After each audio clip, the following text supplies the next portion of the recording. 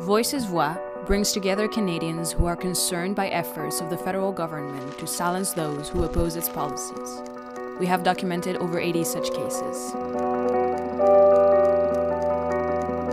The labor union movement is repeatedly targeted. Here's one of the stories. Both individually and culturally in an organization, I think the same symptoms appear when this kind of policing and this kind of repression go on, and they include feelings of, denial, fear, division, suspicion, paranoia, and they play out not only in an individual way, but they play out in organizational ways as well. Of course, the other side of this is once we know that we're not dreaming and these things are really happening to us, it also strengthens us to understand that there must be something that we're doing right. But the impact of these programs and these practices are to create division and fear and to divide organizations. So being aware of that can only make us stronger. We're a legal entity, a legal trade union. There's been no suggestion of criminal activity. So that's a really good question why legal trade unions in Canada receive such government and security scrutiny.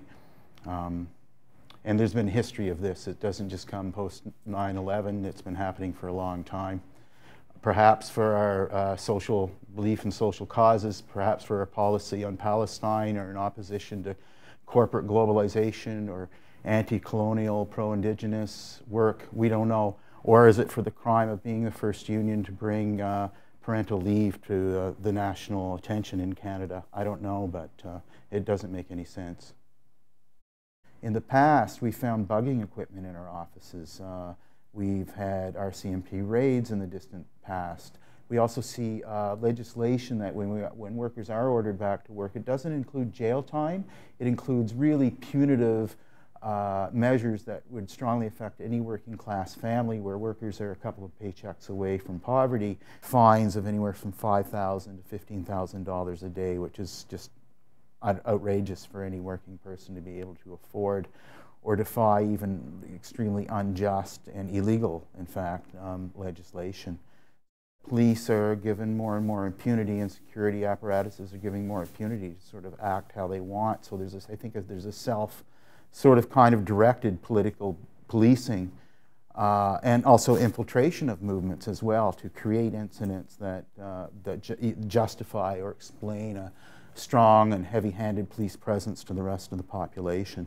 So these are things that I think have escalated in the last years with the rise of sort of neoliberalism, corporatism, and also a government who believes that all things are economic in the end and very little is social. Generally, repressive societies, if we look at history, don't go after the whole population at once. They pick target groups. They pick groups that the rest of the population can just assume they must have been doing something wrong, therefore they've brought this upon themselves. So this is a very insidious aspect of corporatism, and I would say indeed creeping fascism. And I don't use the term lightly in terms of regulating the population, creating a culture of fear and compliance.